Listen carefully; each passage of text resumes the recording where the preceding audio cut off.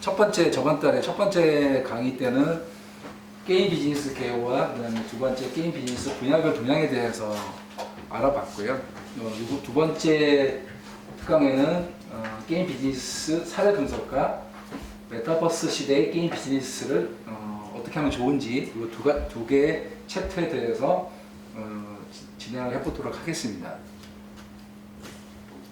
일단 그 저번 첫 번째 특강 때 우리가 메타버스라는 개념에 한번 리뷰를 했고 오늘도 다시 한 번 더 리뷰를 하고자 합니다. 상당히 메타버스라는 단어 자체와 그다음에 메타버스가 어떤 형태로 이루어지는지를 좀 더 알아야지만 이해하기 훨씬 편하실 것 같아요. 그래서 1차 때 이제 말씀드린 리얼 월드와 온라인 월드, 그다음 VR 월드, 메타버스 월드 이렇게 네 가지로 이렇게 흐름이 이렇게 진행했다는 걸 말씀드렸고요. 온라인 월드는 리얼 월드는 여러분들이 알다시피 현실에서 일어나는 거고, 온라인 월드로 되면서 이제 게임 비즈니스가 이제 글로벌하게 이제 확장이 됐죠. 그래서 여기에서 가장 키워드는 인터넷이죠. 인터넷이라는 그런 그 문명, 그러니까 기술이 전 세계에 다 적용이 되면서 인터넷을 기반으로 해서 이제 다양한 컨텐츠 서비스가 됐고, 거기에 이 온라인 게임이라는 게 가장 크게 게임 분야에서는 폭발적인 성장을 했다라는 걸 알 수 있었고요.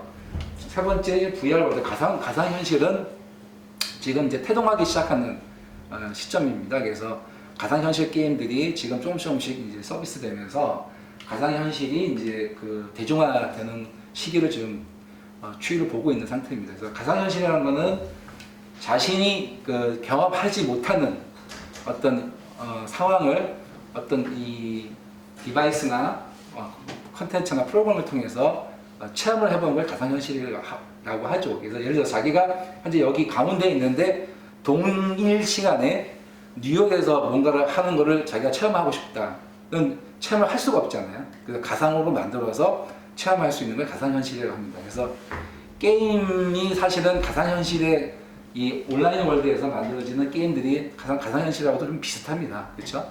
그래서 근데 좀 더 우리가 얘기하는 가상현실은 몰입감, 그러니까 전체가 이 360도 전체가 하나의 그 월드 안에 들어가서 자기가 현재 같은 시간에 같은 장소에서 체험하지 못한 뭔가를 가상으로 체험하는 어떤 그런 서비스나 컨텐츠나 시스템 이런 것들을 가상현실로 저희가 규정을 짓는 거죠. 그래서 이 부분은 주로 공급자가 제공해주는 컨텐츠에 의해서 프로그램에 의해서 따라하는 그런 개념의 현실을 이제 가상현실이라고 부르고, 메타버스는 공급자와 수요자가 그 동등한 위치에서 서로 주고받는, 가상과 현실이 서로 연동이 되는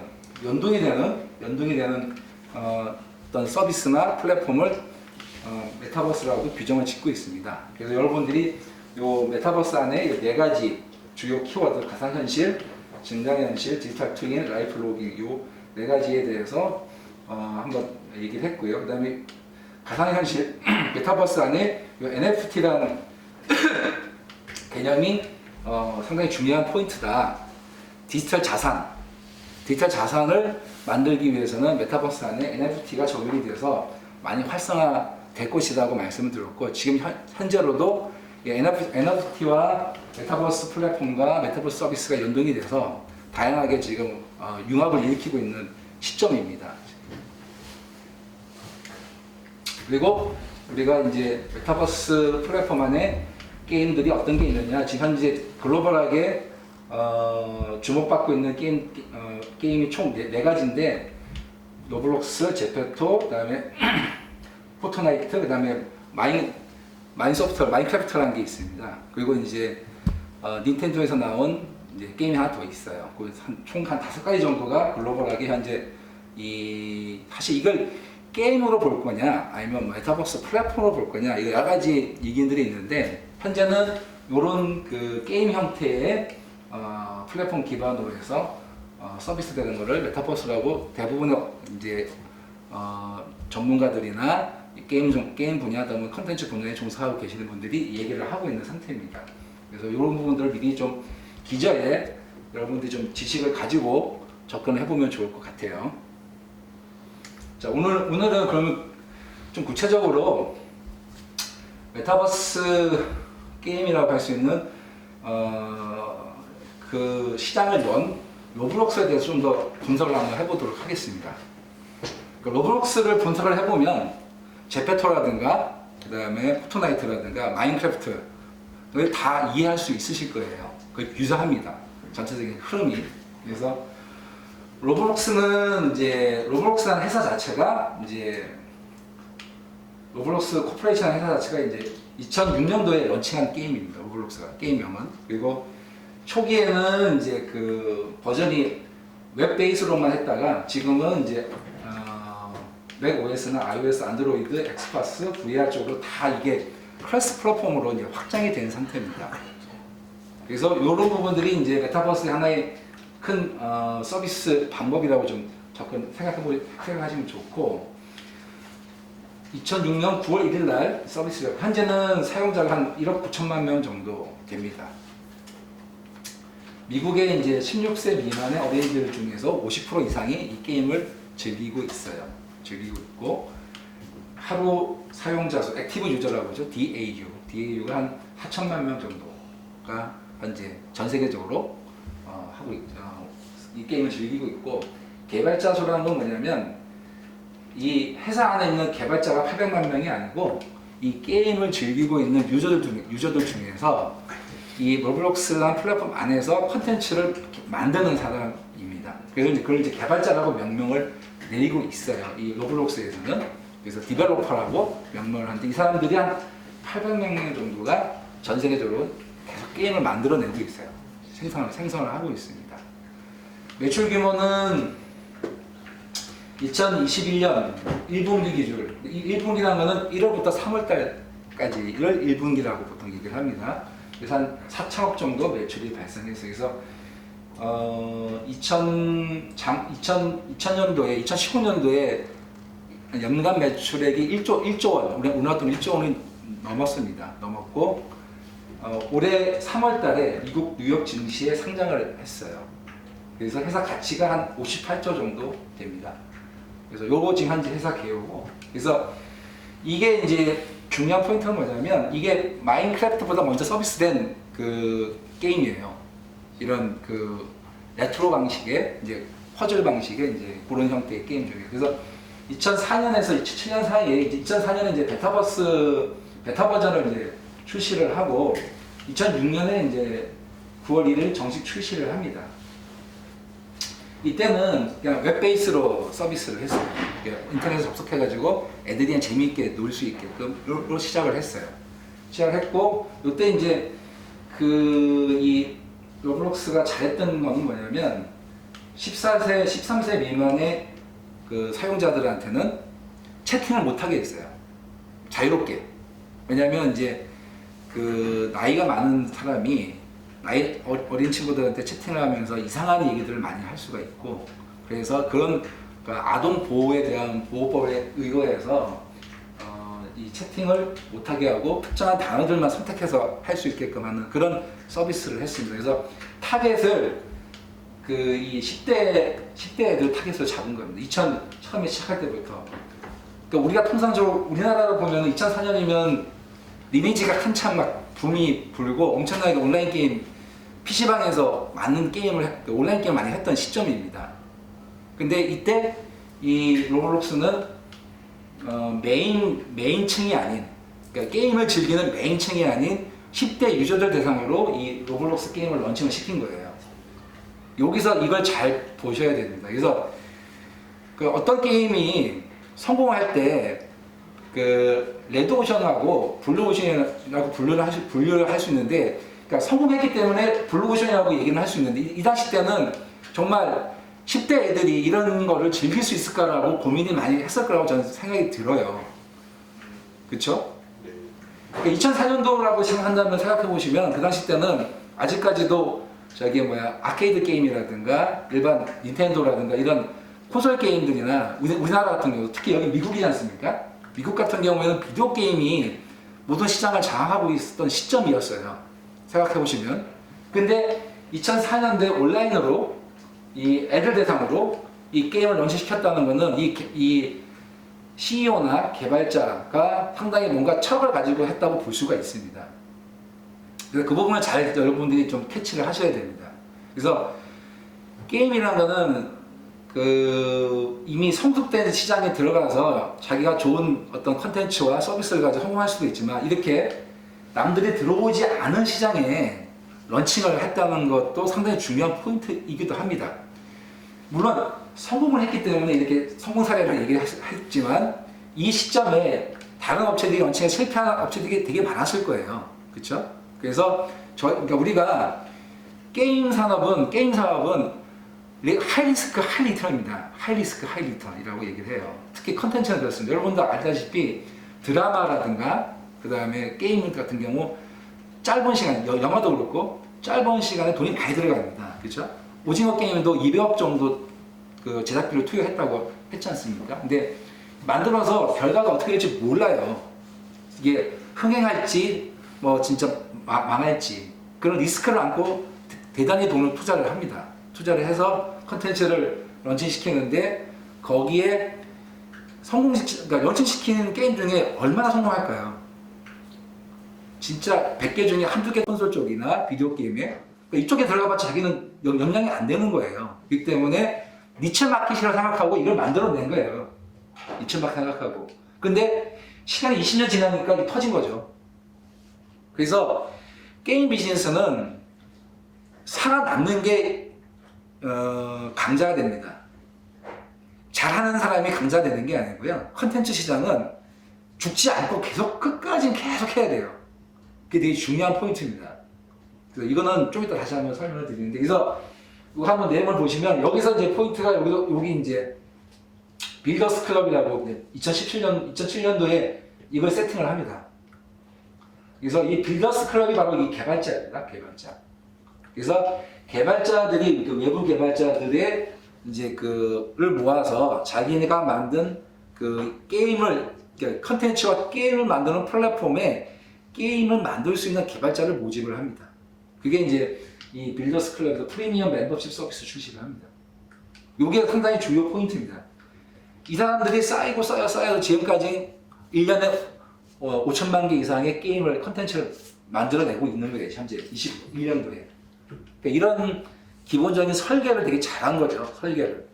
그래서 이런 부분들이 여러분들 이제 메타버스 시대에 게임 비즈니스를 할 때 이게 표준 모델화된 게임이라고 생각하시면 돼요. 로블록스가. 그래서 이런 개념들, 그러니까 외부의 개발자들이 자생적으로 이렇게 사용자가 컨텐츠를 생산하는 구조를 만들어 놓은 거죠. 이런 부분 상당히 중요한 포인트입니다. 다음 단계 넘어가서는 이제 외부 개발자와 회사 간의 협업 행사를 진행합니다. 그래서 이제 외부 개발자들한테 그러면 회사에서 도대체 어떤 베네핏을 주면 좋을까라고 생각을 많이 했겠죠. 그냥 컨텐츠만 만들어서 네 놀아 라고 한다면 하다가 지쳐 떨어지니까 떨어지는 사람이 많은데, 여기서 포인트는 뭐냐면 로벅스란 그 게임 화폐를 만들어서 이 개발자가 그 게임을 만들어서 런칭해서 버는 로벅스라는 게임 화폐를 현금으로 전환시킬 수 있는 프로그램을 만들었어요. 우리나라에서 이게 된 데가 뭐가 있죠? 유사하게 리니지. 그쵸? 아이템 만들어가지고 거래해가지고 현금 버는 사람도 있지 않습니까? 그쵸? 예, 유사하죠. 약간 다르지만. 그래서 이 사용자가 돈을 벌게 해준 거죠. 돈을 벌게. 그러면 돈을 번다는 거는 경제 활동을 한다는 거죠. 그죠? 화폐를 번다는 거. 그러니까 요때 2011년부터 16년에 이 로블록스라는 회사 자체가 메타버스라는 개념을 생각해서 만들었다고 보기는 좀 애매하지만, 그래도 이 하나의 그 온라인 가상 세계에서 활동하는 사용자가 돈을 벌 수 있게끔 해줬다는 건 상당히 센세이션한 일입니다. 그리고 로벅스에 되게 재밌는 거는 세금을 냅니다. 세금을. 그 미국에서는 그 경제 활동이 생기면 세금 다 내게 돼 있어요. 그래서 이 개발자가 자기가 만든 로벅스라는 그 게임 화폐를 현금으로 전환할 때는 그 쓰는 란이 있어요. 그래서 그게 그 미국에서 세금 내는 기준으로 이렇게 다 작성하게 되어 있습니다. 그걸 작성해야지만 돈을 줍니다. 돈을 전환시켜줘요. 세금 다 떼고. 그러니까 그런 시스템이 투명하게 잘 되어 있다는 거죠. 우리나라 리니지는 투명하지 않죠. 그죠? 이제 그냥 거래할 때만 이제 그에서 거래 중개 사이트에서 이제 거래가 끝이에요. 그래서 이제 이게 이제 이렇게 좀 이렇게 마이너한 마켓으로 이제 형성이 된 거고, 로블록스는 이거를 양성화했죠. 그러니까 법 제도 안에다 이걸 집어넣는 겁니다. 그러니까 이게 활성화될 수밖에 없는 거예요. 그런 구조가 상당히 중요한 포인트입니다. 그리고 이제 크로스 플랫폼으로 계속 확장해 나가죠. iOS 버전이나 그다음에 VR 버전. 그래서 2016년도에 오클러스 리프트용 VR 버전을 출시를 합니다. 그래서 이 게임 자체를 온라인, 모바일, VR 뭐 이런 다양한 이제 콘솔에서 다 즐길 수 있게끔 다양한 버전으로 빌드로 다 런칭을 시킵니다. 이게 상당히 중요한 포인트입니다. 그래서 모든 사람들이 아주 쉽게 그러려면 어떻게 해야 되냐? 사양이 되게 낮아야 됩니다. 웹도 돼야 되고 모바일도 돼야 되고 그다음에 엑스박스도 돼야 되고 뭐 기타 이 VR 되려면은 이 빌드 자체가 상당히 그 라이트하게 잘 만들어져야 되는 거죠. 그렇다는 것은 뭐냐면 내부 개발자들이 많다는 뜻입니다. 버전 하나 관리하기 되게 쉽지 않아요. 런칭 시켜가지고. 그래서 그런 부분들이 중요한 포인트다. 그 다음에 이제 이 온라인 쪽으로 하다가 이제 오프라인까지 결합합니다. 장난감 제작사 재즈웨이즈를 해서 협업해가지고 미니 피규어를 출시를 합니다. 이게 상당히 중요한 포인트입니다. 그러니까 온라인 사업이 오프라인까지 확장해 나가는 거죠. 우리나라 중에 제일 성공하는 게 뭐가 있나요? 카카오죠. 라인도 있고. 카카오는 메신저 시작해가지고 캐릭터를 IP화 시켰지 않습니까? 이게 상당히 중요한 포인트거든요. 그래서 여러분들이 게임 비즈니스나 게임을 만드실 때 꼭 IP화 시키는 그걸 전략을 짜셔야 됩니다. IP화를 어떻게 시킬 거냐? 자신은 우리나라 IP 중에 가장 성공한 IP가 뭐냐면 둘리입니다. 둘리 만화, 그렇죠? 그냥 애니메이션, 그냥 처음에는 이제 그냥 애니메이션 만들었다가 영화 나오고 그다음에 TV용 애니메이션 나오면서 둘리란 그 캐릭터가 하나의 IP화 됐지 않습니까? 그건 영영 가는 겁니다. 영영 가는 거거든요. 그러니까 그런 IP화가 되는 순간에 그걸 만든 제작자는 네버 엔딩 돈을 벌입니다. 그래서 여러분들이 게임 비즈니스를 할 때 어떤 비즈니스를 할 것이냐에 따라서 여러 가지 차이점이 있겠지만 IP화를 시킬 수 있는 전략을 세우는 것도 상당히 중요합니다. 그래서 이런 IP화를 세우는데 가장 좋은 타겟이 어디냐? 10대입니다. 그렇죠? 여러분들 투니버스라든가 우리나라 케이블 방송에 보면은 애니메이션 방송이 있지 않습니까? 그렇죠? 그러니까 여러분들이 모르고 저도 모르는 캐릭터들이 초등학생들하고 유치원 애들한테는 상당히 큰 인기가 있습니다. 그 시장이 되게 커요. 엄마가 이제 마트 가면 애들이 하나 손잡고 가서 하나 삽니다. 슈퍼 파워레인저부터 시작해가지고 산이 되게 많아요. 그러니까 그런 것들이 어마어마한 매출로 이루어집니다.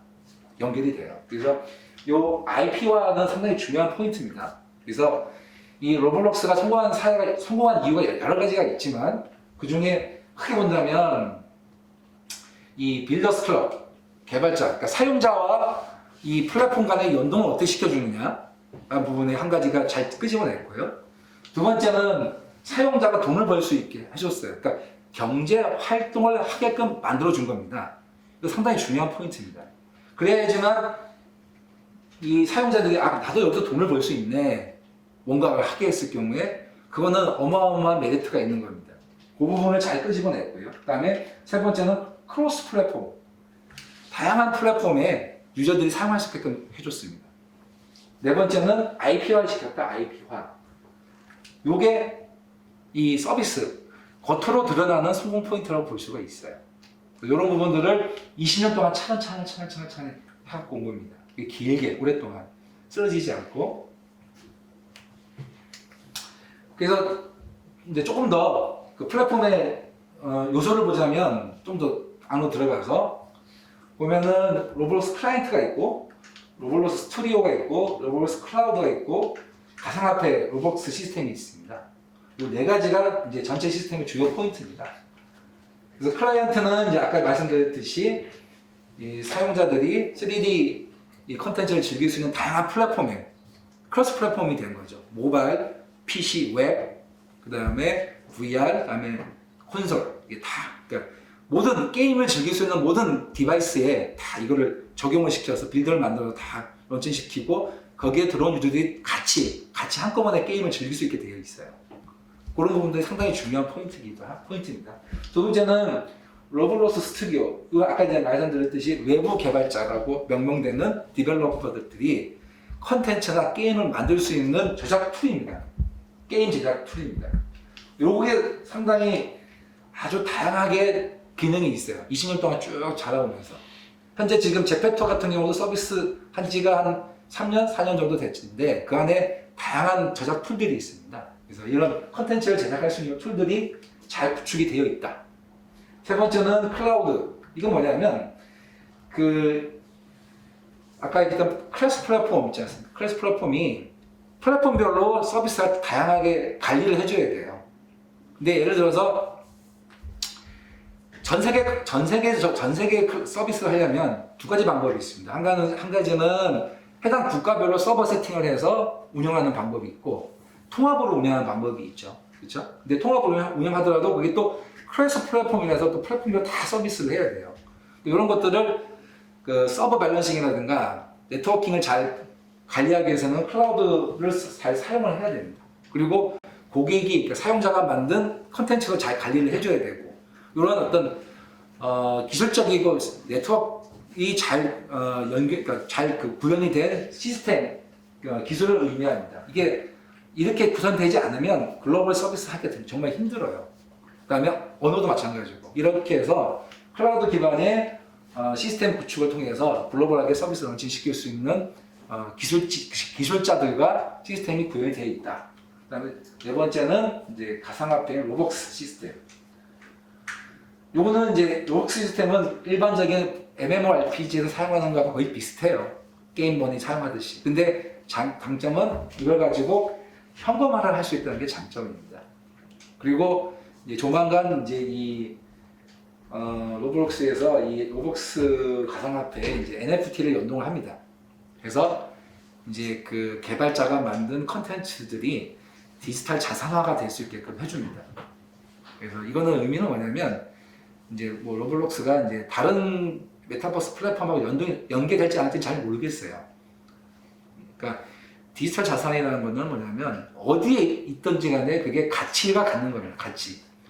그러니까 가치라는 거는 에셋으로서 현금화가 가능한 어떤 그 그러니까 고유의 디지털 자산이기 때문에 로블록스에서는 현재는 로블록스에서 만들어진 컨텐츠는 로블록스에서만 이 현금화 그러니까 뭔가 판매를 할 수가 있는 거죠. 근데 NFT가 적용이 되면 다른 데서도 판매가 가능합니다. 그러니까 예를 들면은 이제 우리가 그 어떤 특정한 미술 작가가 그림을 만들었어요. 그 작가를 근데 오프라인에는 한 점밖에 없잖아요. 그렇죠? 근데 이거를 디지털라이징을 해서 아주 고해상도의 디지털라이징을 해서 이거를 이제 NFT를 이용해가지고 여기다 NFT 그 넘버링을 합니다. 그래서 자신은 20개만 만드는 거죠. 그럼 20개는 다 고유의 그게 자산이 되는 겁니다. 그래서 그걸 하나 가지고 있는 사람은 예를 들어서 자기가 뭐 예를 들어서 어디서 사용하든 간에 그게 자기 거라고 표기가 되는 거죠. 그래서 그걸 이제 서로 이제 그 사고 팔고 할 수 있는 형태가 됩니다. 거기에 대한 기록을 NFT 서비스라는 시스템에서 그걸 이제 관리를 해주는 거죠. 블록체인을 이용해가지고 블록체인 기술을 이용해서 이런 시스템들이 이 로블록스에 잘 구현되어 있다. 여기서 가장 중요한 게 뭐냐면 사실은 이겁니다. 이거하고 이거 이 두 가지가 메타버스라고 명명되는 이유가 이 두 가지입니다. 사실 뭐 클라이언트나 이거는 일반적인 게임들도 그렇게 진행을 하는 경우들이 있어요. 그렇죠? 근데 이제 메타버스라고 생각하는 거는 이 두 가지가 구현이 됐기 때문에 그러니까 즉 사용자가 들어가서 경제 활동을 하고 컨텐츠를 생산하고 그다음에 뭔가를 그러니까 주연으로서 주인공으로서 활동할 수 있다는 거죠. 근데 일반 게임들은 그렇지 않잖아요, 그렇죠? 일반 게임은 게임을 서비스하는 그 퍼블리셔가 제공하는 어떤 프로세스나 스토리에 따라서 움직여야 되는 거죠. 던전을 클리어하거나 아니면 어떤 뭐 성을 공격하거나 이런 식으로. 그러니까 이 스토리텔링이 정해져 있다는 거죠. 근데 메타버스는 스토리텔링이 없어요. 그렇죠? 그러니까 사용자가 자기가 만들면 되는 겁니다. 그게 큰 차이점이고, 두 번째는 경제 활동을 할 수 있다는 거죠. 이걸 통해서 뭔가 자기가 직업으로서 가질 수 있다는 거예요. 아직은 직업이라고 명명하기는 아직은 시기상조지만, 그래서 이걸 통해서 돈을 벌 수 있는 회사들, 직원들이, 그 사람들이 나타나고 있고 그렇게 진행되고 있는 상황입니다. 그래서 그런 부분들이 구현이 된 게 메타버스가 메타버스라고 명명할 수 있는 게임이 로블록스인데, 로블록스가 이런 걸 가지고 있기 때문에 메타버스 게임이라고, 게임 플랫폼이라고 명명을 하고 있는 상태입니다. 그러면 좀 더 성공 요인을 좀 더 간결하게 정리를 해본다면, 크게 이제 보면은 이제 생태계 조성을 잘했다. 13세에서 16세 타겟팅을 잘했어요. 그러니까 쉽게 얘기하면 그 메인 타겟인 10대 후반에서 30대 초중반의 헤비 유저들, 매니어 유저들이나 일반 유저들 대상으로 타겟팅을 하지 않았다. 비어있는 시장에 타겟팅을 했다. 그리고 얘네들이 성장하게 되면 메인 유저로 가기 때문에 그냥 끌고 가겠다는 취지로 타겟팅을 밑에서부터 시작한 거죠. 그게 아주 잘 성공했고, 여기 있는 사람들이 이제 나이가 들어가지고 20대, 30대가 돼서도 이 로블록스를 즐기고 있는 겁니다. 그렇기 때문에 유저층이 형성이 되는 거죠. 두 번째는 트래픽 확보. 무료 서비스를 통한 트래픽 확보. 이거는 이제 다른 게임들도 다 마찬가지이지만, 포인트가 뭐냐면 13세, 16세 애들이 돈이 없어요. 엄마들이 보통 용돈 주고 가지고 게임을 하기는 힘듭니다. 그래서 이거 타겟팅이 되는 고객들 대상으로 해서 무료 서비스를 잘했다 라는 게 포인트고요. 그 다음에 아까 말씀드린 개발자와 플레이어들 간에, 그러니까 개발자도 사실은 플레이어죠. 그러니까 컨텐츠 만드는 외부 개발자 이용자와 그를 소비하는 컨텐츠 그 사용자 간에, 이용자 간에 거래를 활성화시킬 수 있게끔 잘 구성이 되어 있다. 그런 게 세 번째고요. 그 다음에 이제 아까 말씀드린 그 로벅스라는 통화 시스템, 그 다음에 회사와 이 외부 개발자 공생관계를 잘 구축했어요. 그 부분은 이걸 보면 알 수 있어요. 이게 이제 그 매출액입니다, 매출액. 여기 2020년도에 이게 이제 그 100만 달러니까 9억 달러입니다, 9억 달러. 작년도에 매출이 9억 달러입니다. 그러니까 1조가 넘어갔죠, 1조가. 1200원 계산하면. 2019년도, 2020년도에 여기 보면은 이제 여기가 여기 보시면 매출 총이익이 이제 이렇게 돼 있고, 요거 개발자 수수료. 개발자 수수료가 3억 2,800만 불이에요. 그러니까 총 매출의 거의 33% 이상이 개발자들한테 나눠주는 돈입니다. 어마어마한 거죠. 그렇죠? 그러니까 이런 구조를 만들어 놨다는 거죠. 그러니까 개발자들이 여기서, 그러니까 그 사용자들이 여기서 돈을 이만큼 벌어갔다는 거죠. 물론, 그러니까 그 개발자가 800만 명이니까 800만 명이 나누기 하면 그렇게 크지는 않은데, 그 중에서도 많이 벌어가는 사람이 있다는 거죠. 그걸 보고 나머지 개발자도 열심히 한다는 거죠. 그러니까 게임 회사가 사용자한테 이만큼 돈을 나눠주는 경우는 없습니다. 이게 경제 활동을 하게 해주게 한 거예요. 그러니까 이 부분 되게 중요한 포인트라고 보셔야 되는 겁니다. 그래서 메타버스라는 거는 이 안에서 사용자가 컨텐츠도 만들고 컨텐츠도 즐기고, 그다음에 컨텐츠를 가지고 경제 활동을 할 수 있게끔 해주는 게 포인트입니다. 이게 아주 적나라하게 잘 구현되어 있는 게 로블록스라고 볼 수가 있는 거죠. 들어와서, 그래서 여러분들이 이 내용들을 설명 좀 제가 대충 했는데, 여기서 이제 그 외부 개발자 그룹과 회사 간의 공생관계 구축을 잘했다. 이 부분이 상당히 중요합니다. 아까 이제 나머지 부분 설명 다 드렸고요. 이게 뭐냐면 오프라인 행사를 많이 해요. 여러분들 로블록스 이렇게 검색해 보시면 매년 그 홍콩이나 뭐 이렇게 주요 도시에서 개발자들을 다 초청을 해서 같이 컨퍼런스도 하고 그 커뮤니티 행사 상당히 많이 합니다. 그러니까 이게 되게 그 고객들을 위한 어떤 물론 이거를 막 마음에 들어하는 사람도 있고 마음에 안 들어하는 사람도 있지만 다른 게임 서비스 회사에 비해서는 어마어마하게 이런 그 오프라인, 그러니까 이 개발자들 간의 어떤 그런 관계를 잘 구축했다는 게 큰 장점입니다. 그러니까 쉽게 얘기하면 하나의 국가라고 생각해 보십시오. 국가. 하나의 국가에 국민들이 있어요.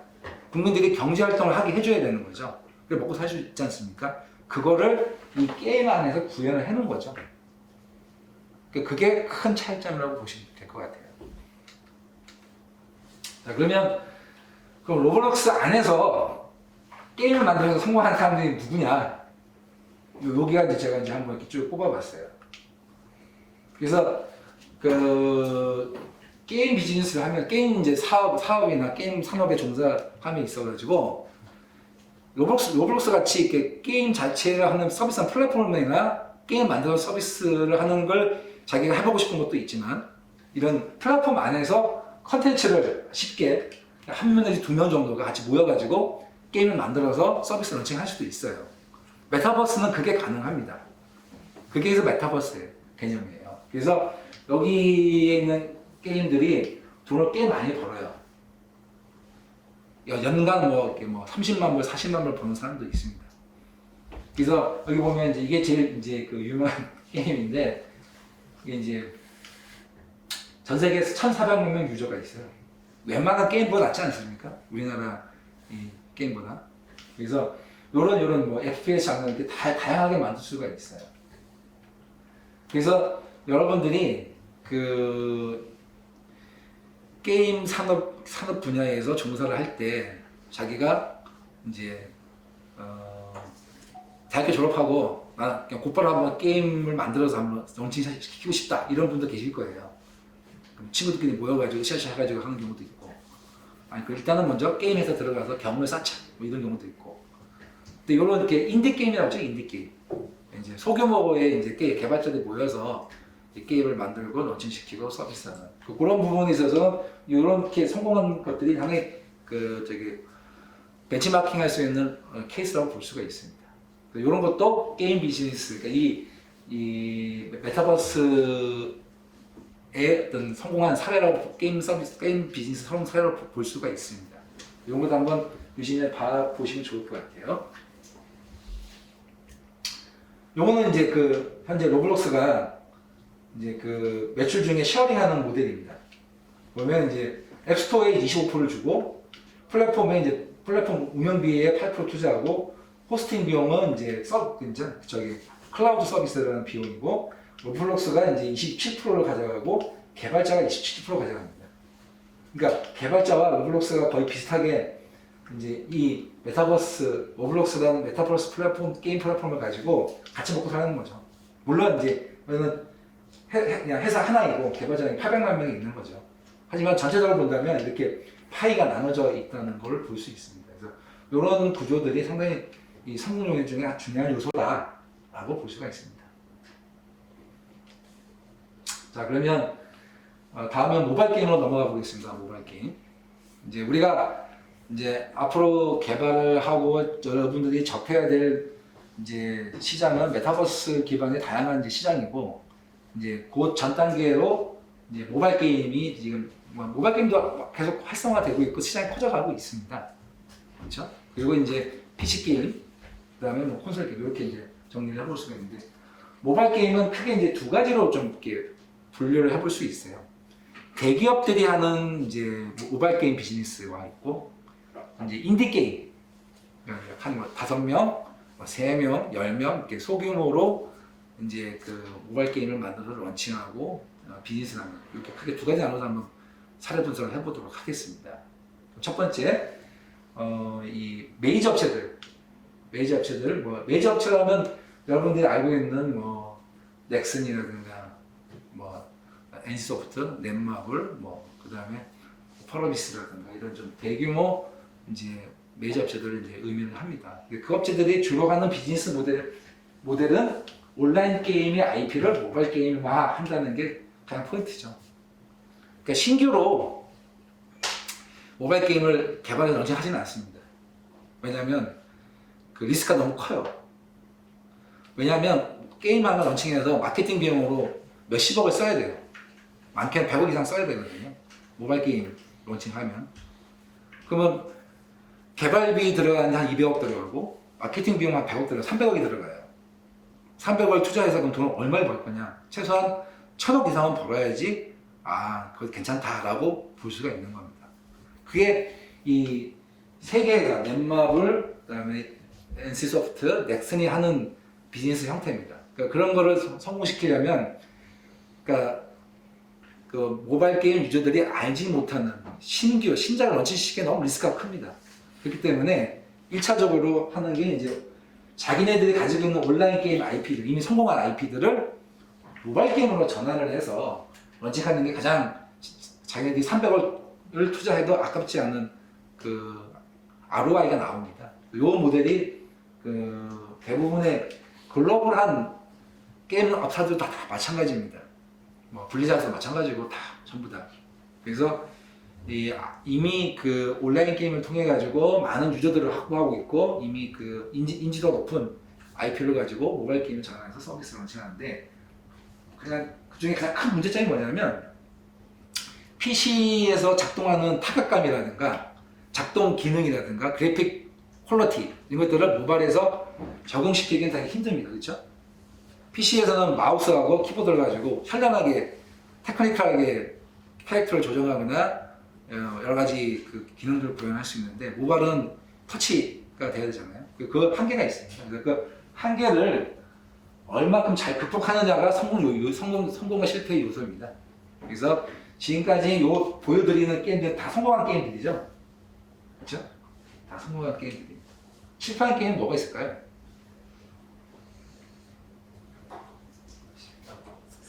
잘 떠오르진 않죠? 메이저도.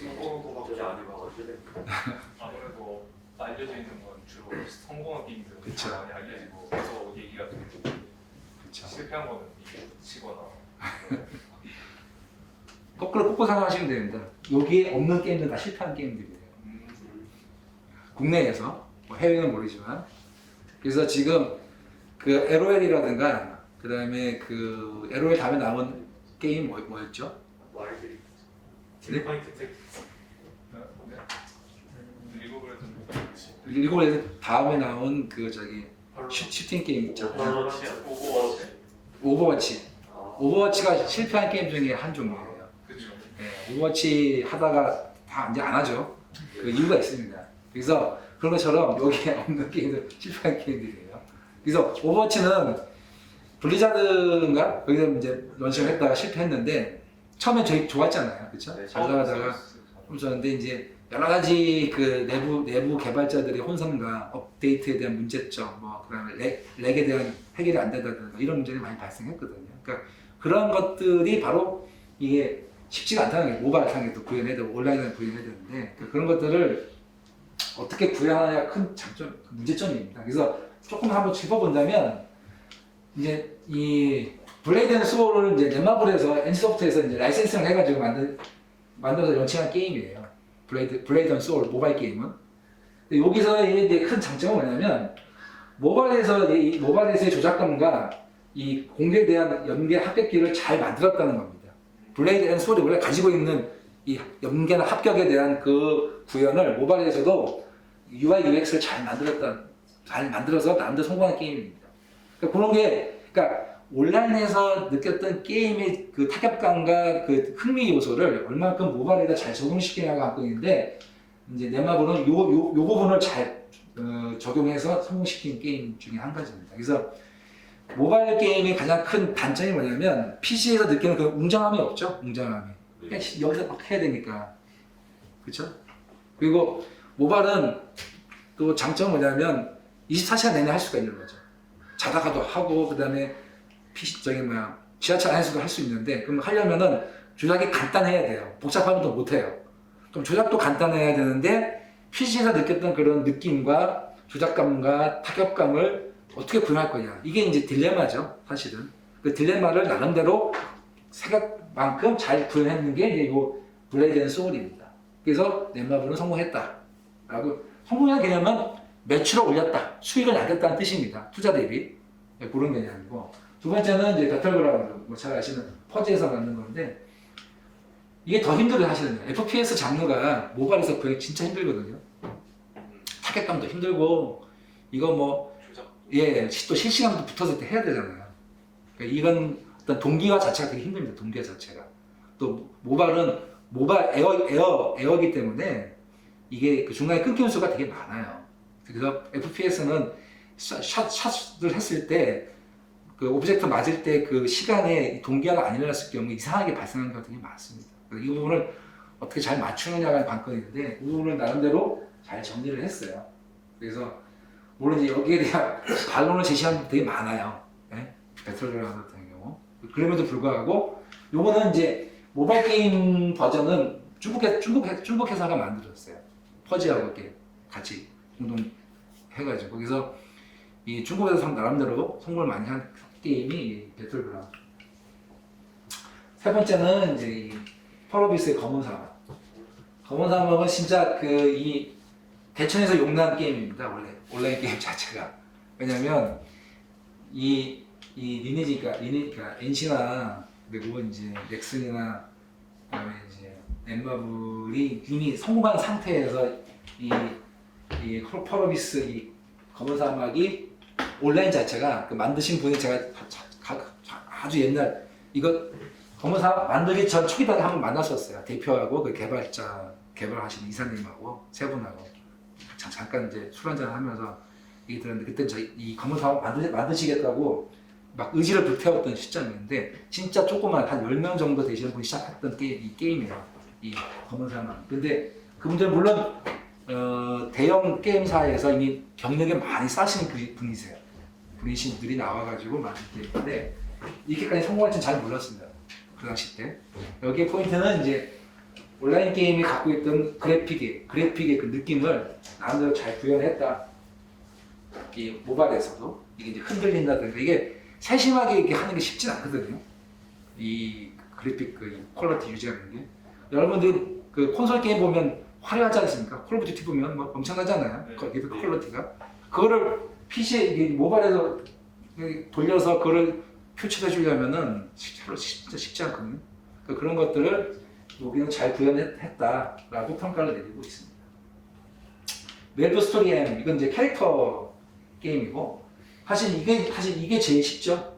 이런 게임이 이제 그 저기 모바일 게임 하기가 제일 쉽고 그래서 이거는 사실은 이제 넥슨이 그 캐주얼 모바일 게임 중에 아주 성공한 케이스입니다.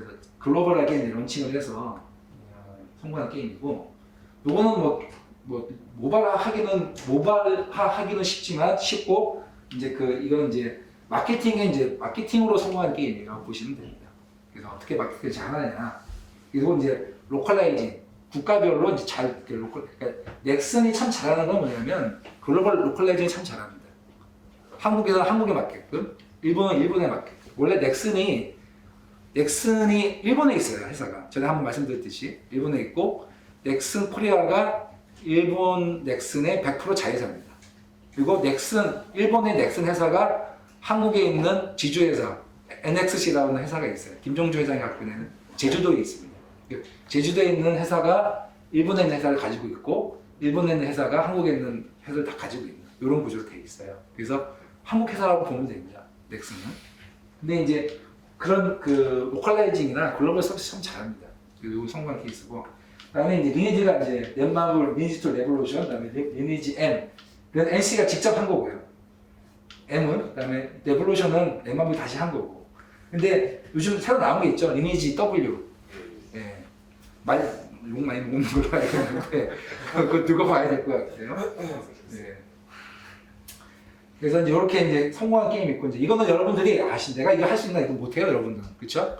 그러면 이제 그 인디 게임은 그럼 어떻게 그러면 이제 성공할 수 있느냐 부분을 한번 보는 게 아마 더 현실적이고 여러분들한테 와닿지 않을까 생각이 들어서 그럼 인디 게임 중에 어떻게 성공한 게임이 있는지 한번 사례를 한번 분석해 보도록 하죠. 그래서 현재 그 국내 성공한 인디 게임 꽤 많이 있어요. 꽤 많이 있는데 그 중에 이제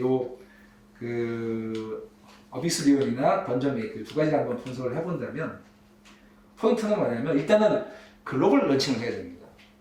한국만 런칭하면 안 돼요.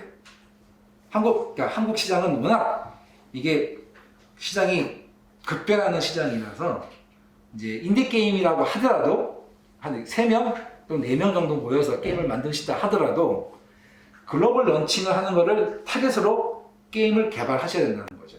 그래야지만 수익성이 발생할 수가 있습니다. 그래서 여기 보시면 적은 인력으로 매니아층 공략이 가능한 아이디어라는 게임이 출시를 해야 된다.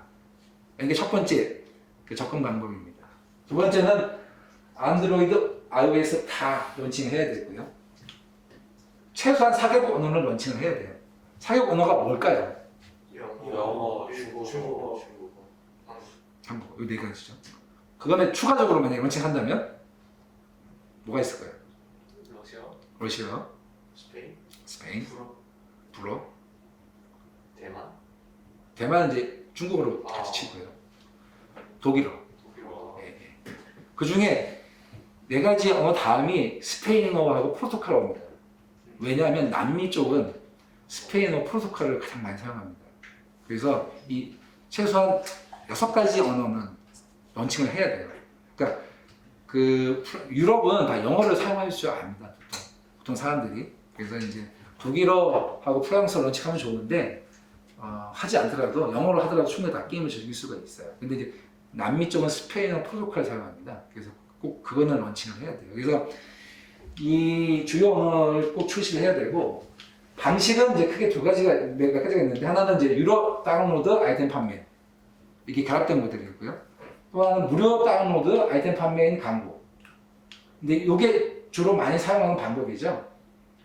무료 다운로드 시키고 그다음에 아이템 판매하고 광고 집어넣고.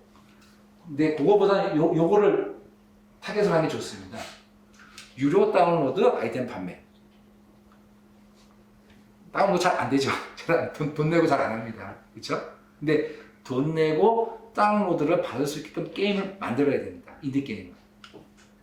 작은 인력으로 매니아층 운영을 게임 출시를 해서. 그러니까 유료 다운로드를 보통 한 다운로드 때 한 3,000원, 4,000원 정도 책정을 보통 합니다. 그러면 3,000원을 한번 생각해 보죠. 3,000원에 만 다운로드면 3천만 원이죠. 그렇죠? 10만 다운로드면 3억입니다. 그럼 3억 정도, 10만 다운로드 타겟으로 한다면 3억이면 개발비는 다 나오죠. 그죠? 3명 정도에서 개발한다고 치죠. 기획자, 프로그래머, 그래픽 디자이너 3명에서 한다고 치면. 그래서 최소한 3명이고 맥시멈 5명입니다. 인디게임을 이제 개발한다고 했을 경우에. 그래서 여러분들이 이제 게임 여기 이제 그 과 중에 친구들 또는 이제 저쪽 그 그래픽 디자인 쪽에 있는 이제 그 디자인 쪽에 있는 해서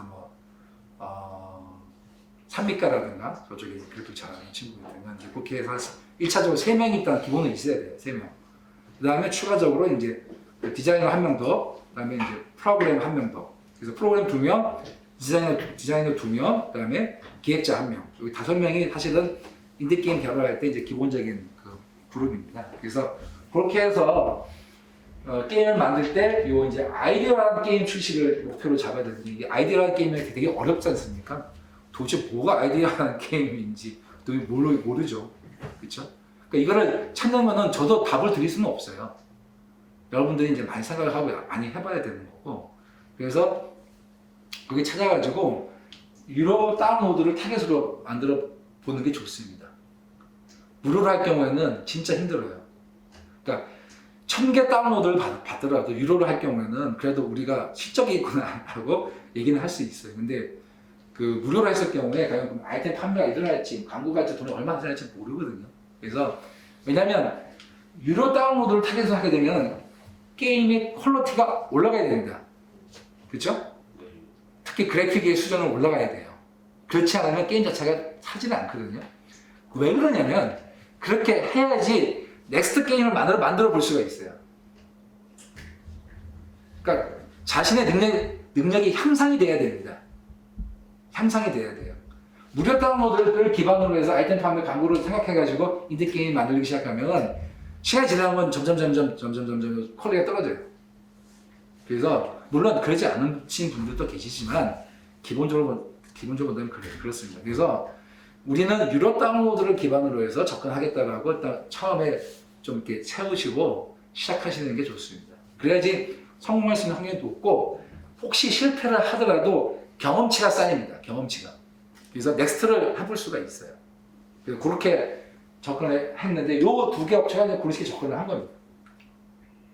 그래서 아이들 상상공장이라는 회사를 요 세 명 이제 처음에 세 명이 이제 모여서 게임을 만들었어요. 그래서 이제 이게 이제 뭐냐면 수족관 게임입니다. 어비스 리움.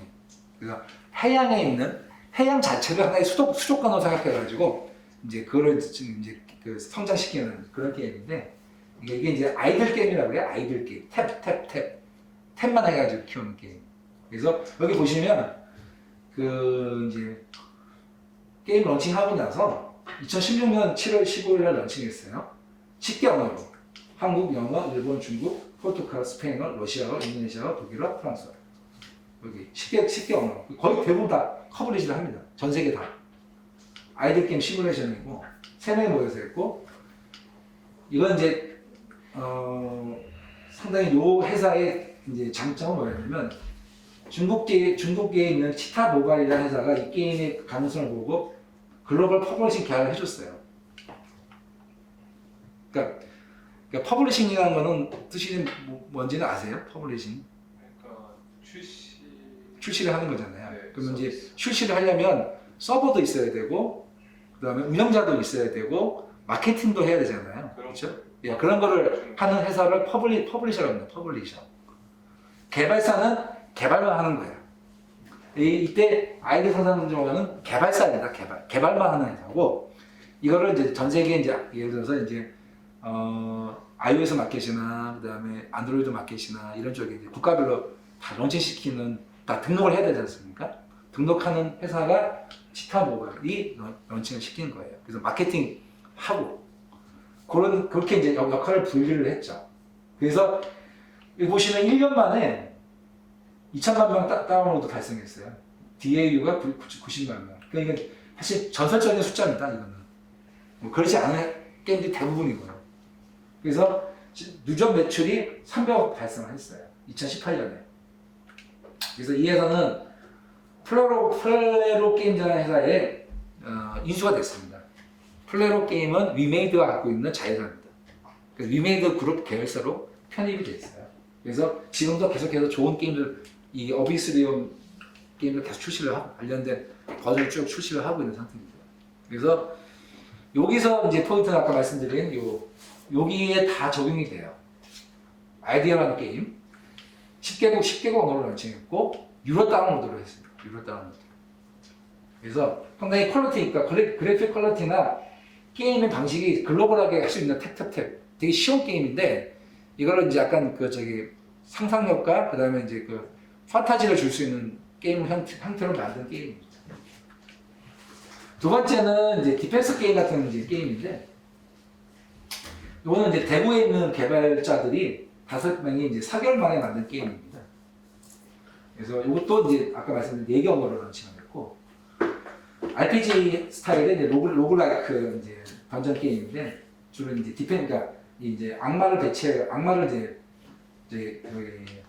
배치를 해가지고 이제 잡는 게임인데 이 부분도 보면 이제 건당 3,000원씩 유료 다운로드를 해서 20억 원 달성을 했어요. 그래서 이게 이 이제 니치 마켓에 대한 아이디어한 제품들, 아이디어한 게임 형태로 출시를 했는데 그러면 이제 여러분들이 그러면 어떻게 분석을 해야 되느냐? 그러면 1차적으로는 그럼 유료 다운로드를 해서 성공한 게임이 어떤 게임인지 한번 보셔야 돼요. 그렇죠? 글로벌하게. 구글 차트를 보시면 돼요. 유료 다운로드를 해서 어떤 게임들이 유료 다운로드를 받는구나. 게이머들이 그때 분석을 한번 해봐야 되겠죠. 그죠? 해보고 그럼 나는 그럼 타겟을 어디로 둘 거냐?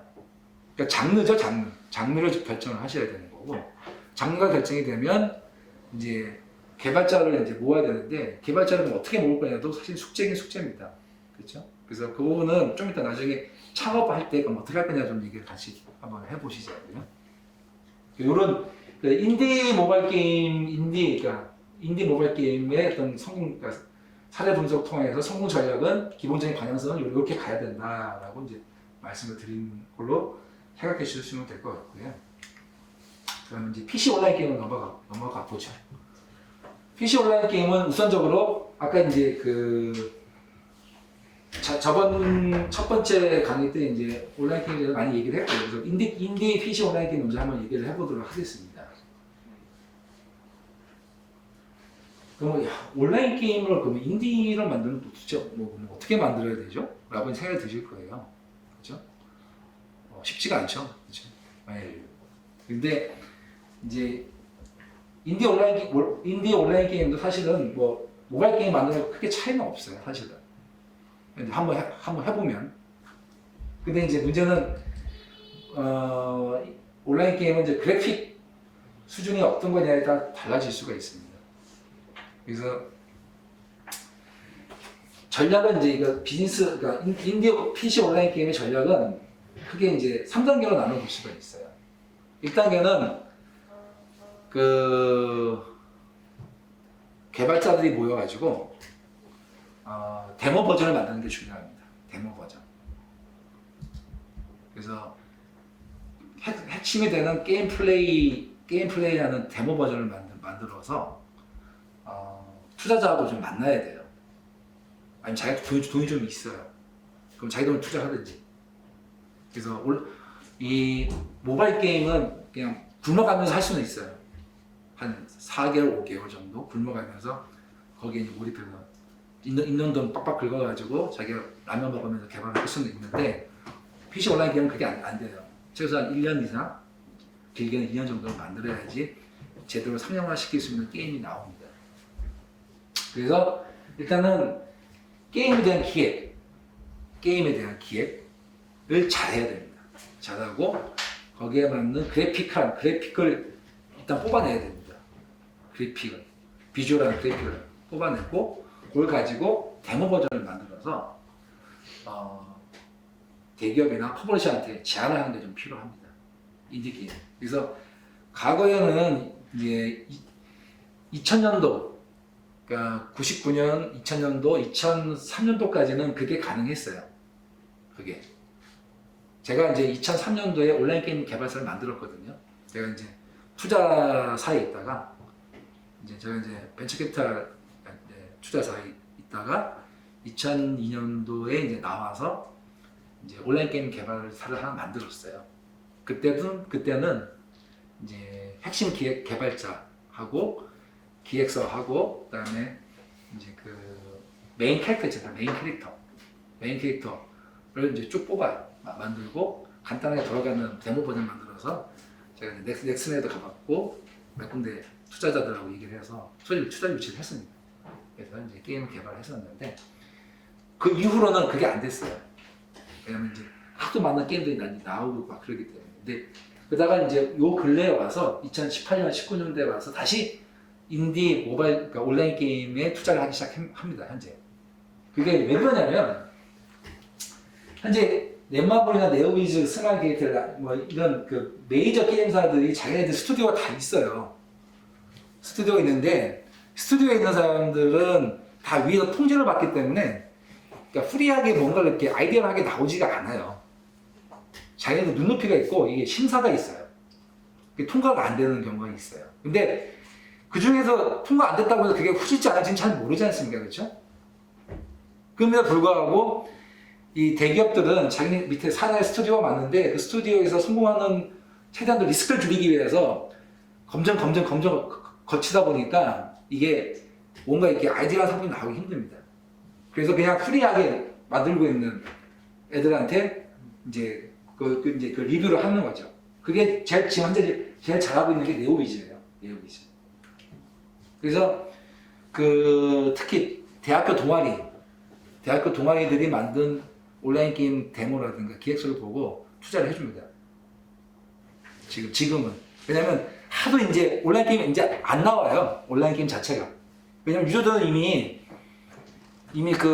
얼마나 많습니까? 글로벌 기업들이나 국내 메이저 기업들이 만든 온라인 게임들 이미 시장 꽉 잡고 있는데 뭐 나와봤자 또 돈이 되겠어요? 그러니까 이런 이제 리스크가 최대한 줄일 수 있는 방안이 이미 뭔가 잘 만들어진 아이디어라는 것들을 이제 투자를 하기 시작합니다. 그래서 어디를 런칭하느냐? 스팀에다 런칭해요. 스팀에다. 글로벌하게 런칭합니다. 글로벌하게. 국내 뭐 런칭하고 나서 잘 되면 뭐 대만하고 이게 아니고 그냥 글로벌에 런칭 시켜버리는 거죠. 그 다음에 잘 돼. 그러면 이제 로컬로 더 찢어가지고 디테일하게 만들어나가는 그런 구조가 이렇게 바뀌어버리는 상태입니다. 그래서 현재는 인디 PC 온라인 게임에 있어서는 현재 여기 보면 사우스포 게임즈라는 회사가 좋은 예인데 네오이즈가 이 회사를 발굴을 해서 투자를 하고 지금 이 게임을 퍼블리싱 했어요. 스팀 플랫폼에다. 그래서 꽤 나름대로 좋은 성적을 내고 있고 현재 이 네오이즈가 여기 나와 있는 메타유시나 플레이브캐스트나 이 게임들 다 지금 투자를 한 상태예요. 인디 게임들에다. 물론 네오이즈가 스마일 게이트가 만든 게임이 뭐였죠? FPS 게임? 스마일게이트 크로스파이어 초기 퍼블리셔였어요. 네오이즈가. 네오이즈가 스마일 게이트의 크로스파이어를 글로벌 판권을, 그러니까 퍼블리싱 권한을 갖고 있었습니다. 그래서 텐센트에게 판 회사가 네오이즈예요. 그래서 돈을 어마어마하게 벌었어요. 그러니까 텐센트한테 2천억 정도 로열티를 받아요. 네오이즈가. 그럼 네오이즈가 스마일 게이트하고 그거를 5대5로 나눠갔습니다. 돈을 벌었는데 계약 기간이 끝났어요. 그 스마일 게이트가 굳이 네오이즈하고 재계약을 할 이유가 없잖아요. 그래서 스마일 게이트가 직접 텐센트하고 계약을 체결하는 거죠. 그래서 네오이즈는 나쁜 건 오래됐죠. 온라인 게임이에요. 그래서 고민하고 와신 상담하다가 이제 투자를 하기 시작한 데가 인디 게임 쪽이에요. 그래서 나름대로 잘 진행이 되고 있습니다. 그래서 현재 그렇고 이제 스마일 게이트는 자체적으로 그 스토어보다 인디 게임 플랫폼을 가지고 현재 운영을 하고 있습니다. 그래서 현재 온라인 게임 같은 경우에는 접근 방법은 스팀 플랫폼에 글로벌 런칭을 하는 걸로 그 타깃을 잡고 개발하는 게 맞습니다. 맞고 그다음에 PC 온라인과 콘솔 장르 중심으로 접근하는 게 맞고 일정 정도의 돈이 들어갑니다. 투자 자금이 들어가야 되기 때문에 퍼블리셔들하고 협상을 잘 진행을 해야 돼요. 그래서 아까 말씀드린 것처럼 아이디어라는 상품과 아주 트렌디한 그래픽, 그다음에 게임 방식들을 정리를 해서 이런 인디 게임 서비스를 하는 퍼블리셔하고 1차적으로 면담을 하고 제안을 해서 개발 자금을 확보하는 게 제일 중요합니다. 그래야지 게임이 나오니까요. 그래서 게임 하나를 두 개를 런칭해서 서비스에서 업력이 쌓이고 매출이 발생하면 자체적으로 조금씩 커나가는 그런 전략이 좀 필요한 시점입니다. 인디 PC 온라인 게임은. 그래서 현재 이 회사들이 그렇게 지금 진행을 하고 있어요. 몇 개 회사들이 있습니다. 그래서 요렇게 지금 진행하고 있는데 그래서 이런 부분께서 여러분들께서 대학 졸업하고 자기가 이제 온라인 게임 만들고 싶다. 그러면은 이제 이런 형태로 좀 생각을 좀 접근을 하시고 방향성을 잡아가지고 한번 진행해보는 것도 괜찮습니다. 그러면 이제 저번 첫 번째 강의가 제가 말씀드린 그럼 세계 우리나라 메이저 물론 이 회사가 글로벌하게도 상당히 메이저 중에 포함됩니다. 작은 회사들이 아닙니다. 매출 규모도 그렇고 상당히 커요. 조 단위가 넘어가기 때문에 그래서 전 세계 50위 안에 다 들어갑니다. 매출 규모로 봤을 때 작은 회사 아니에요. 되게 큰 회사고.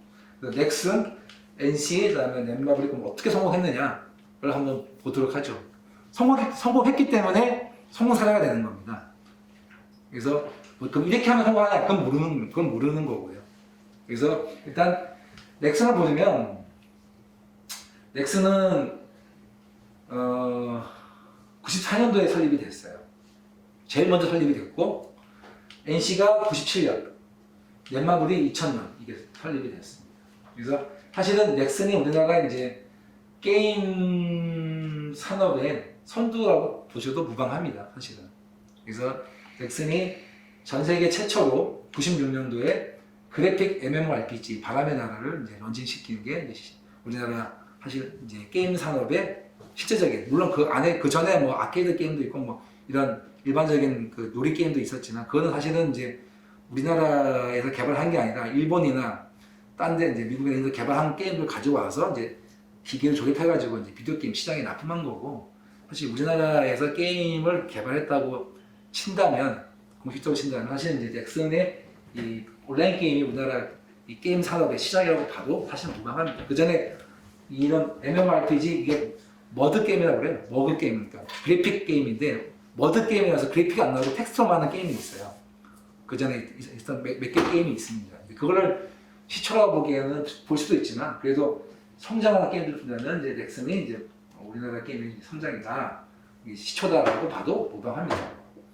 넥슨의 가장 큰 사업적인 접근 방식은 M&A입니다. M&A. 회사 인수를 아주 좋은 회사들을 많이 인수해서 성공한 회사라고 보면 됩니다.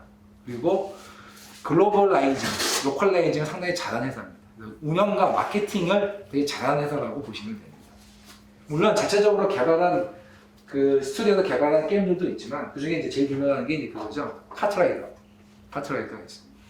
그래서 뭐 그런 게임도 있지만 회사가 성장하게 되면은 이제 던전 앤 파이터, 네어풀 인수, 그다음에 서든 어택, 게임 하이, 그다음에 엔드오즈 등 이런 굵직굵직한 회사들을 인수를 하면서 회사 자체 규모의 경쟁을 한 회사가 넥슨입니다. 그 넥슨 같은 회사는 초기에 성공했던 바람의 나라와 몇 개 게임을 기반으로 해서 그 축적된 자금을 가지고 좋은 게임사를 인수를 하고 IP를 확보하면서 글로벌하게 런칭했다는 게 큰 장점이고, 두 번째는 일본에다 회사 설립했던 게 큰 장점입니다. 우리가 뭐 일본을 싫어한다 할지라도 일본의 게임 시장은 우리나라 시장에서 한 거의 더블 이상의 큰 시장입니다. 거기서 넥슨이 그 회사를 설립하고 서비스를 런칭을 하고 하면서 이제 좋은 결과를 만들었는데 좋은 그 업체들도 인수를 많이 했어요. 일본에서도. 그런 부분들이 다른 NC나 넷마블과 큰 차이점 중에 한 가지입니다. 그래서 넥슨은 기본적으로 그 처음 시작한 업체였던 그 어드밴티지를 가지고 그 성공을 시켰고, 그다음에 축적된 자금을 가지고 아주 좋은 게임 회사들을 인수를 해서 IP를 확보하고 키워나갔다. 그리고 서비스 측면에서는 그 4D, 그러니까 4P 전략이라고 합니다. 제품 전략, 가격 전략, 유통 전략, 촉진 전략. 이게 가지고 이건 뭐 누구든지 할 수 있는 건데 아주 잘하는 거죠. 특히 이제 로컬라이징은 잘합니다. 로컬라이징. 메이플 스토리라든가 카트라이더 이런 것들을 전 세계의 곳곳 국가별로 이벤트를 개최한다든가 이런 식으로 해서 해당 국가의 유저들한테 가장 잘 맞는 서비스를 런칭했다는 게 큰 장점입니다. 두 번째, NC소프트는 여러분들이 잘 알고 있는 리니지를 이제 개발하고 런칭하는 회사죠. 이 회사는 원래 이제 게임 회사가 아니에요. 김택진 지금 이제 회장이라고 불러야 되겠죠. 김택진 회장이 원래는 현대정보기술에 근무했었어요. 그래서 나와가지고 한 게 뭐냐면 한매 타자교실 있죠. 한매 타자교실. 그걸 만든 회사가 NC소프트예요. 여기 이제 이 카스트가. 그래서 원래는 이제 소프트웨어, 이제 미들웨어, 이제 기업용 미들웨어를 만든 회사가 NC소프트였습니다. 그런데 거기에 이제 송재격이라는 사람이 이제 리니지를 들고 왔죠. 리니지를 들고 와서 원래 송재격이라는 사람이 이제 넥슨의 창업주 중에 한 명입니다. 김종조 회장하고 같이 넥슨을 만들었어요. 근데 둘이 안 맞아가지고 송재경은 이제 송재경 대표 나와서 자기가 혼자 리니지 게임을 만들고 있다가 이제 돈이 없으니까 이제 이 NC소프트에 이제 제안을 해서 그쪽에 들어가서 개발을 하고 98년도에 런칭을 한 게임. 그래서 사실은 이제 김택진 그 당시 시점에는 어쩌다가 그냥 하게 된 거예요. 이 리니지 서비스를. 리니지 서비스 운영팀장이 제 선배였어요. 양영호라고 초기 멤버인데 그 사람 이제 그 선배 얘기 들어보면 이제 처음에 서버 한 대 가지고 서비스 했어요. 서버 한 대 가지고. PC 서버 한 대 가지고 했는데 이틀 만에 3대, 그다음에 열흘 만에 20대 이게 늘어나기 시작했어요. 네. 그래서 뭐 여러분 잘 아시는 이제 주먹들이 이제 앞에 와서 줄 서고 그랬어요. 왜냐면 이제 게임하다가 아이템이 없어지는 경우가 많아요. 그래가지고 항의하러 오고 막 그랬어요. 그런 게 많이 왔어요. 그다음에 이제 아이템 팔았는데 돈을 못 받았어요. 다 돌려려고 하는 경우도 있고 그런 경우가 비일비재한 게임이 리니지 게임입니다. 그래서 리니지 그러니까 NC소프트는 사실은 게임 회사가 아닌데 그로베어 여기 보면 창업 쪽에 그로베어 프로젝트 업체인데 통제경을 영입해서 리니지 개발하고 서비스 발생했다. 그래서 사실은 얻어 걸리는 케이스입니다. 근데 물론 그 이후에 김택진 회장이 서비스 되게 잘했죠. 또 똑똑하고 뛰어나신 분이기 때문에 충분히 이제 잘했죠. 그리고 지금의 NC소프트를 만들어냈죠. 그래서 NC소프트의 가장 큰 장점은 한 우물만 판다. 블리자드처럼 M&A 이런 거 안 하고 한 우물만 MMORPG 게임만 한다. 이런 기술적인 부분이나 기술적인 거나 기획 능력이라든가 서비스 능력은 MMORPG 한에서는 최고입니다. NC소프트가. 그러니까 글로벌하게도 최고예요. 나름대로 이 탑 클래스에 있는 회사입니다. 이 MMORPG 서비스를 하는 데서의 어떤 개발 능력이라든가 서비스 능력. 그래서 NC소프트는 한 우물만 파서 그 장르의 대가가 되는 회사라고 보시면 됩니다.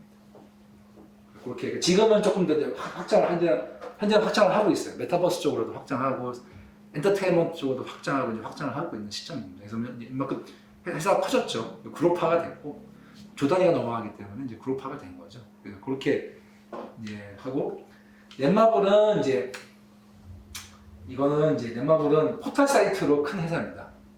그러니까 퍼블리셔 포털 사이트. 처음에는 이제 그 캐주얼 게임들 있지 않습니까? 간단한 게임들을 쫙 모아가지고 론칭을 해서 서비스했던 회사가 이제 넷마블입니다. 그래서 넷마블은 그 창업자인 이제 방중혁 회장이 있죠.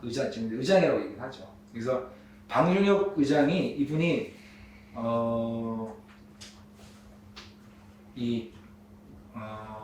상당히 뭐라고 해야 되나 과격합니다.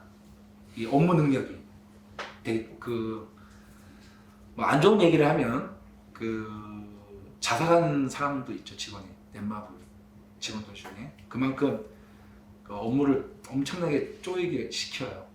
그러니까 퍼블리싱, 그러니까 포털 게임을 포털 사이트 올리다 보면 성공을 시켜야 되기 때문에 그래서 게임 업계에서는 이제 방중혁 과장이라고 합니다. 방중혁 과장. 그만큼 과장이 제일 이 책에 보면 일을 가장 많이 하죠. 그렇죠? 위에 부장한테 보고해야 되고 밑에 대리인한테 사건들 시켜가지고 실제로 하는 사람이 과장들인데 오너지만 과장처럼 일을 해요. 자기 방에 항상 그게 있습니다. 이게 뭐죠?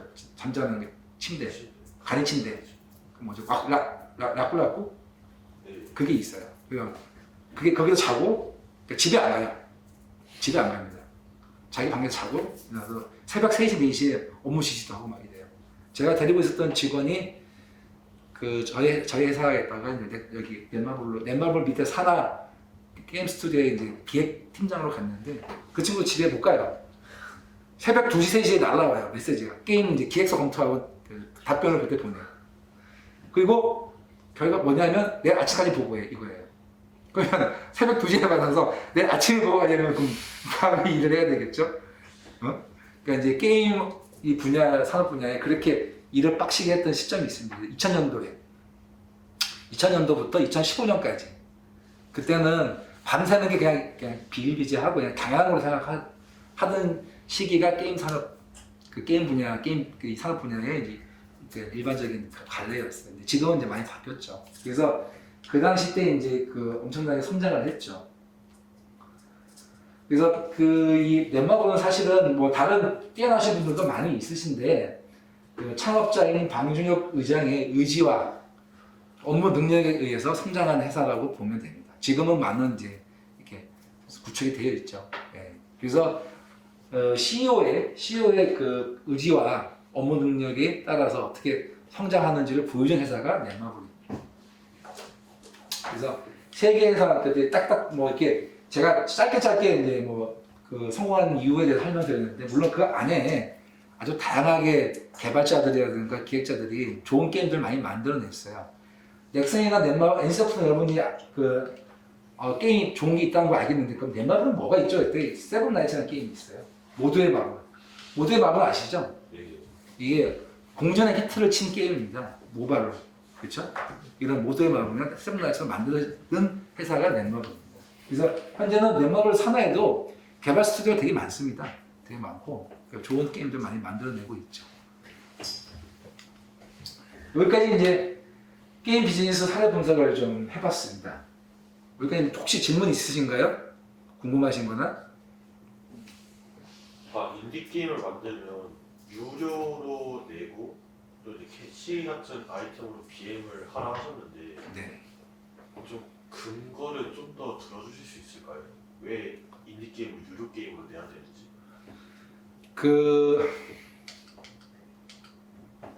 인디 게임을 이제 유료로 내라고 제가 이제 하나의 방법론이에요. 네. 제가 얘기 드리는 게 꼭 맞다고 볼 수는 없는데 유료 게임으로 낼 경우에 일단은 그 모인 그 개발자들이 첫 번째는 머릿속에 자기들 스스로 매출에 대한 상상을 할 수가 있어요. 돈을 벌 수 있는 수익에 대한 창출에 대해서 나름대로 시뮬레이션을 합니다. 그 때문에 일단은 뭐라고 그러나 업무 능력이 되게 업무 능력 자체가 개발 능력 자체가 되게 서로 잘 조화가 됩니다. 그렇기 때문에 제가 유료 다운로드로 타겟팅을 하라는 이유입니다. 근데 무료 다운로드 아이템 판매 가입을 하게 되면은 초기에 우리가 게임 잘 만드는데 그런 게임들이 많이 있어요. 한 30만, 40만 다운로드를 받았는데 돈을 못 벌어. 그럼 너무 실망하는 거예요. 그러니까 보통 대부분의 사람들이 게임 아이템을 구매하는 그 빈도수가 게임 플레이하는 유저들 중에 5%도 안 돼요. 100명이 게임을 하면 5명 정도가 게임 아이템을 구매할 정도입니다. 그러니까 40만 명이 다운로드 받아도 매출이 한 달에 1,000만 원도 안 되는 게임이 비일비재합니다. 그럼 그걸 먹고 살 수가 없어요. 그게 너무 힘들다는 거죠. 근데 유료 다운로드를 할 경우에 일단 다운로드를 발생하면 돈을 벌 수 있지 않습니까? 물론 다운로드가 적을 수도 있어요. 근데 그럼에도 불구하고 유료 다운로드를 받게 하려면 아까 제가 말씀드렸듯이 그 그래픽이나 게임의 그 플레이 그 게임성을 되게 높일 수밖에 없습니다. 그러니까 그 고민하는 그 강도가 되게 크다는 거죠. 무료 다운로드는 그러니까 우리가 그러면 한 3개 만들까? 4개 만들까? 5개 만들까? 이렇게 생각한다는 거죠. 그렇게 하면 이렇게 분산이 됩니다. 게임 개발 능력, 집중도가. 물론 그렇지 않은 분들도 계세요. 제가 하는 거는. 그래서 일단 타겟팅을 한다면 하나의 게임에서 제대로 잘 만드는 게 중요하다는 거죠. 제대로 만들어서 그게 예를 들어서 우리가 유료 다운로드 했는데 100만 원 벌었어. 그러면 그 100만 원을 벌게 된 다운로드 받은 사람 우리는 인정해 준 거예요. 무료 다운로드는 인정을 하지 않는 거예요. 그냥 한번 다운로드 해보고 그냥 해보다 별로 이거 지워버리고 또 다운로드 이러는 거죠. 그래서 자신의 능력을 평가하기에는 유료 다운로드가 좋다는 뜻입니다. 그래서 자신의 개발 능력을 좀 파악을 하고 계속해서 업그레이드 할 수 있는 동기를 찾을 수 있다는 거죠. 그래서 이제 유료 다운로드를 목표로 해서 개발하는 게 인디게임은 좋다라고 이제 말씀을 드린 겁니다. 좀 도움이 됐나요? 네. 또 다른 질문 있으신가요? 네. 로블록스 게임 안쪽에다가 네. 광고를 박은 사례가 있나요? 로블록스 안에다 광고를 받는 거는 로블록스 회사만 할 수 있습니다. 그러니까 개인이 개발자가 예를 들어서 자기가 이제 그 안에다 그래서 이제 코카콜라를 광고를 내서 코카콜라에다 돈 주세요 해줄게 이거 할 경우에 로블록스에다 승인을 받아야 돼요. 그다음에 수익 분배를 합니다. 로블록스하고 이제 개발자하고 그런 것들은 다 이렇게 그 안에 룰들이 다 있어요. 예, 가능합니다. 불가능한 건 아니고. 예.